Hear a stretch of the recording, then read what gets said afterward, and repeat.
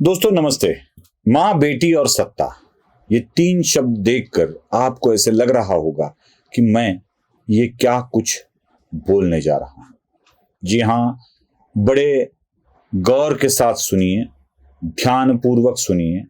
मां, बेटी और सत्ता, इन तीनों को हथियाने का प्रयत्न चल रहा है। हम आजकल जिहाद यह शब्द बार बार सुनते आ रहे हैं। क्या है ये जिहाद? कोई कहता है लैंड जिहाद है, कोई कहता है लव जिहाद है, कोई कहता है वोट जिहाद है। लैंड जिहाद, वोट जिहाद, लव जिहाद वाले शब्द हम सुन सुनकर इतने आदी हो गए हैं कि हमें इसकी गंभीरता ही समझ में नहीं आती है। इसको बड़ी गंभीरता से समझना होगा और इसे समझने के लिए ये तीन चीजें मैं आपको बता रहा हूं। मां, बेटी और सत्ता। जी हां, इसी जिहाद के आधार पर मां, बेटी और सत्ता को हथियाने की कोशिश की जा रही है। क्या है मां? दोस्तों, भारत एक दुनिया का ऐसा एकलौता देश है जो अपनी भूमि को माता का दर्जा देता है।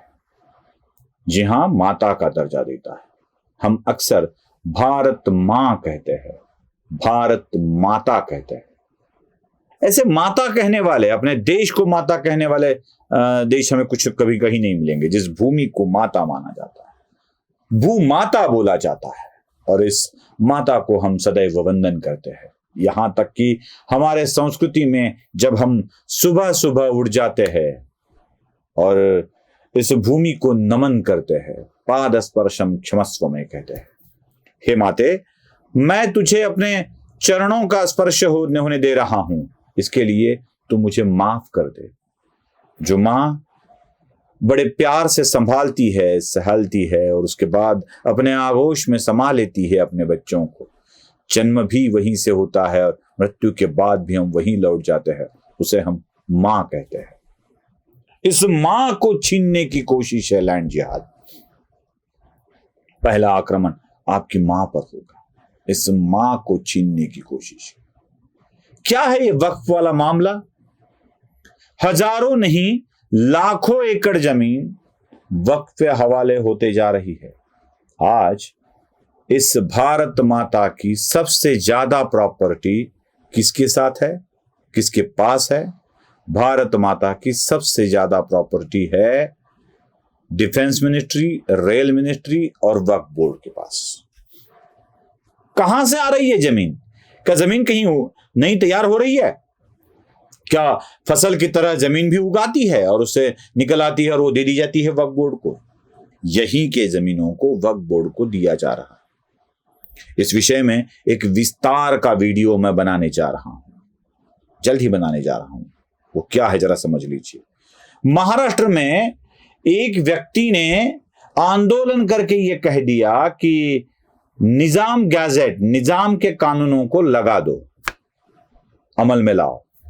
निजाम के कानूनों को, निजाम गैजेट को अमल में ला लिया तो देखिए क्या होगा। निजाम के कानूनों के अनुसार इस भूमि की मालकाना हक ये कभी भी यहां काम करने वाले किसानों का नहीं है, वो है निजाम के पास। अगर निजाम के कानूनों को लागू किया जाता है तो स्वाभाविकतः इसकी मालकाना हक चला जाएगा निजाम स्टेट के पास, और जो इस्लाम का है वो इस्लाम को मिले इसलिए सीधा चला जाएगा वक्फ बोर्ड के पास। मतलब जितनी भी जमीन है, जितने भी आपका घर है, आंगन के अंदर तुलसी है, जमीन में उगा हुआ धान्य है, यह सब वक्फ बोर्ड को चला जाएगा। और इसके लिए हां भर रहे लोग। और तब समझ में आता है निजाम स्टेट के गैजेट को अमल में लाने के लिए जब कोई व्यक्ति कहता है तो उसे मिलने के लिए ये कई संगठन वाले क्यों चले जाते हैं। हमारी मां को लैंड जिहाद करके हमसे छीनने की साजिश की जा रही है। इस साजिश को समझ लेना चाहिए। दूसरा है लव जिहाद। आपकी बेटी को छीना जाएगा। न जाने कितनी बेटियां टुकड़ों टुकड़ों में बटी न जाने कितनी बेटियां फ्रिज में पाई गई, न जाने कितनी बेटियां सुटकेस में पाई गई, न जाने कितनी बेटियां टुकड़े करके जंगलों में फेंकी गई। न जाने कितनी बेटियां। आपकी बेटी बच्चा पैदा करने की मशीन बन जाती है और जितने हो सके उतने बच्चे पैदा किए जाते हैं। अगर नहीं करती है तो काट कर फेंक दिया जाता है। उसके जिस्म के साथ, उसके शील के साथ खिलवाड़ किया जाता है, उसे लूटा जाता है, भेड़ियों के हवाले किया जाता है। मां के बाद नंबर आता है आपकी बेटी का, और इसे कहते हैं लव जिहाद। इसे कहते हैं लव जिहाद। मां, बेटी। मां आपकी पूज्य होती है और बेटी आपकी प्रिय। जो पूज्य है उसे भी हत्या लो, और जो प्रिय है उसे भी हत्या लो। सिर्फ हत्या लो नहीं, उसे इस्तेमाल करो, उसे इस्तेमाल करके फेंक दो, या टुकड़ों टुकड़ों में करके उसे कहीं भेज दो। समझने को तैयार ही नहीं, समझ में ही नहीं आता है। यह सीधा आक्रमण हमारे मां बेटी पर है। और इसके बाद अगर कोई क्रम आता है तो सत्ता का आता है। जब आपकी बेटी आपकी नहीं रहेगी, जब आपकी भूमि आपकी नहीं रहेगी, तो सत्ता प्राप्ति की बात होगी, तो सत्ता प्राप्ति की बात होगी। और इसके लिए काम करता है वोट जिहाद। वोट जिहाद करके हथिया लेंगे, सत्ता को अपने कब्जे में कर लेंगे, और इस तरह से कब्जे में कर लेंगे कि आपके लोगों की सत्ता होते हुए भी कुछ नहीं कर सकते। उदाहरण के तौर पर एक चीज दिखा देता हूं आपको। एक मांग पत्र है, मांग पत्र। जिस मांग पत्र में उलेमा एसोसिएशन ने, ऑल इंडिया उलेमा बोर्ड ने एक मांग की है। 14-15 मांगे है उसमें मांग की है। मैं कुछ मांगे आपके सामने रख रहा हूं। नितेश राणे और रामगिरी महाराज की गिरफ्तारी की जाए। वक्फ बोर्ड को 1000 करोड़ का बजट दिया जाए। वक्फ बोर्ड के जमीनों पर का अतिक्रमण हटाया जाए। आरएसएस जैसे हिंदू संगठन पर प्रतिबंध लगाया जाए। मौलाना को 15,000 रुपया मानधन दिया जाए, और इसके साथ साथ सारे सरकारी समितियों पर मौलानाओं की नियुक्ति की जाए। और साथ ही साथ ऐसी मांगे भी है जिसमें कम से कम 50 उम्मीदवार तो मुस्लिम क्यों खड़े किए जाए। हम आपका प्रचार करेंगे, और प्रचार करने के लिए साधन दे दे, ये दे दे, वो दे दे, सब कुछ लिखा है। और इन मांगों को कांग्रेस पार्टी ने स्वीकृति दे दी है। जरा ठीक से देख लीजिए उस स्वीकृति पत्र को, जिसमें कांग्रेस कहती है कि हम आपके मांगों को स्वीकार करते हैं और आश्वासन देते हैं कि हम आपके मांगों पर सत्ता में आते ही विचार करेंगे। ये होता है वोट जिहाद। मजबूर किया जाता है पॉलिटिकल पार्टियों को कि एक कौम के, एक धर्म के वोट आपको मिलेंगे, और इसके लिए हमारा काम आपको करना होगा।